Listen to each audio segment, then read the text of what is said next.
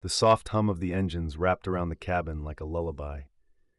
Flight 728 from New York to Los Angeles had just reached cruising altitude, and the cabin crew began preparing for the meal service. The sky outside the windows glowed with the warm amber of early afternoon, casting gentle shadows across the faces of the passengers. In the first-class cabin, seated in row 2A and 2B, sat an older couple, elegant and calm, like they had seen the world many times and carried its weight gracefully.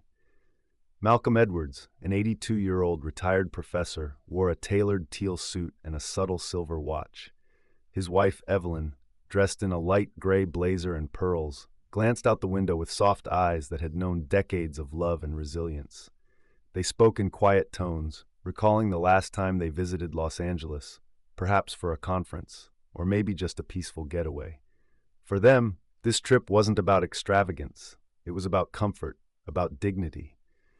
They had chosen first class not to show off, but because Malcolm's knees no longer handled cramped spaces well, and Evelyn deserved to be comfortable too.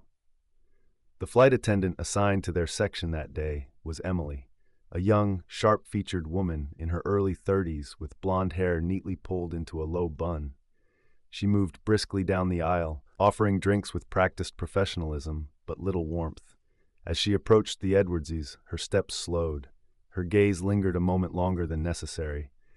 Something in her posture changed, subtle but perceptible. Without a greeting, Emily's voice cut through the quiet. "Sir, I believe you're in the wrong seat. These are first-class seats." Malcolm blinked, surprised, then reached calmly into the inside pocket of his blazer and produced two neatly folded boarding passes. "I believe this is our assigned seat," he replied, his voice gentle and steady. Emily didn't take the passes. Her eyes were still fixed on him, her tone sharpened. "I need to ask you to return to your assigned seat in economy. This area is reserved for premium customers." Evelyn turned to face the attendant, her eyes narrowing, not in anger but in disbelief. "There must be some mistake," she said softly. "We've flown with this airline many times. We purchased first-class tickets a week ago." But Emily didn't budge. Her voice rose just slightly, loud enough for the other passengers to take notice. "I'm going to need you to comply immediately, or I'll have to notify security." Malcolm didn't flinch. He gently placed the boarding passes on the tray in front of him and folded his hands. His gaze met Emily's, not with defiance, but with quiet strength. "Please check the ticket, ma'am. You'll see it's correct." The cabin grew tense. A few rows behind, someone subtly began recording with their phone. A murmur moved through the rows like an undercurrent. Whispers, shifting eyes, discomfort. Emily, clearly flustered but unwilling to retreat, turned and walked briskly toward the galley. Evelyn reached out, resting her hand on Malcolm's. He smiled at her, calm as ever. "We've seen worse," he whispered. "Let's see where this goes." The murmurs hadn't died down when Emily disappeared into the galley. Though the Edwardses hadn't raised their voices, the way she had spoken echoed across the cabin like a warning siren. Malcolm sat back in his seat. His hands rested lightly on his lap, fingers gently interlaced.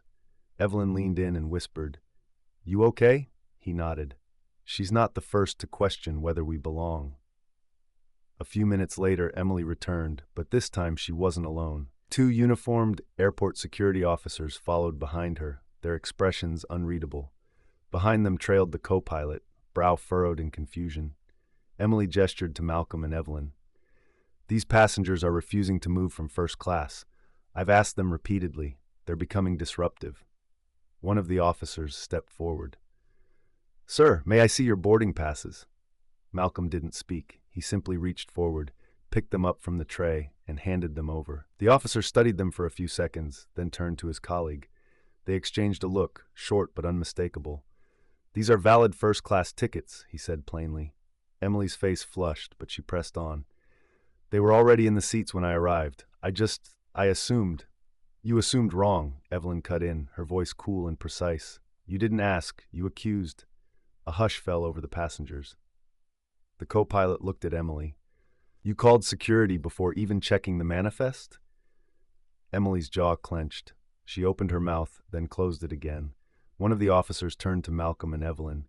"We're sorry for the inconvenience. Please enjoy your flight." They left quietly. The co-pilot gave the couple a respectful nod before disappearing toward the cockpit. Emily stood frozen, unsure of where to place her hands.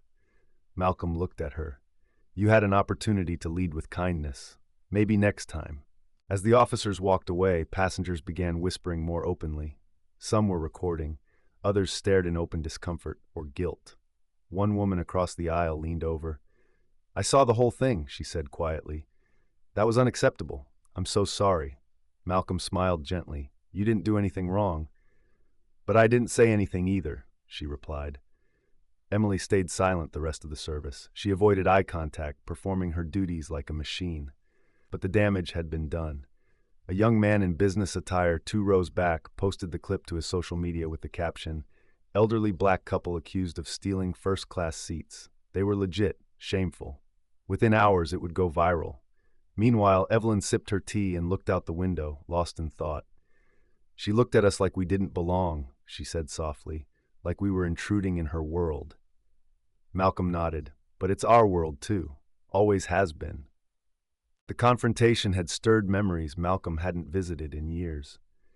He remembered being a young boy in Alabama, ordered off a bus for sitting too far forward. He remembered watching his mother walk a mile rather than be insulted by a driver. He remembered the quiet strength that ran through generations of his family. He'd worked his way through college, earned his doctorate, taught at Columbia, written books on ethics and leadership. But none of that had protected him from judgment at 30 or 50 or 82. Every time I think we've moved on, he told Evelyn, the world gives us a little reminder. But we've changed too, she replied. We don't shrink anymore, we speak.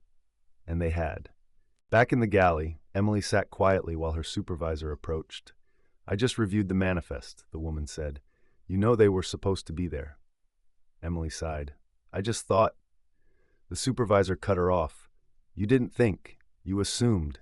And you did it in public. Now half the cabin's questioning our professionalism. Emily looked up, defensive. I wasn't trying to be racist. No one's calling you a racist, but what you did came from bias, and if you don't confront that, it will happen again. Emily swallowed hard. For the first time, shame truly crept into her eyes. Part 6. Kindness at Cruising Altitude. Toward the end of the flight, another flight attendant named Carla approached Malcolm and Evelyn. I just want to say how sorry I am, she said, kneeling by their seats.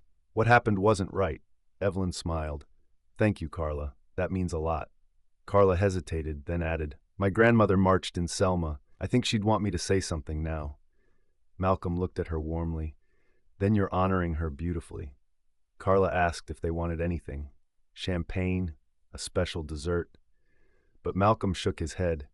You've already given us what we wanted, respect. By the time they landed in Los Angeles, the video clip had already reached over 3 million views. News sites had begun picking it up. The airline issued a statement promising to review its training protocols. Emily was placed on temporary leave. The comments were flooded with support for the Edwardses. Messages poured in from strangers, many black elders who had faced similar humiliations. Others shared their own moments of being judged by their appearance. But the Edwardses stayed quiet. They weren't seeking revenge. They were seeking awareness. A week later, Malcolm was invited to speak on a news segment. The anchor asked him how he stayed so composed. I've spent a lifetime walking into rooms where people doubted I belonged, he said. I've learned that dignity can be louder than shouting. What would you say to the young flight attendant? I'd say she had a chance to learn something, and I hope she did. He paused, then added, This isn't just about her. It's about all of us. How we look at people, how we choose to see them. The world won't change unless we do.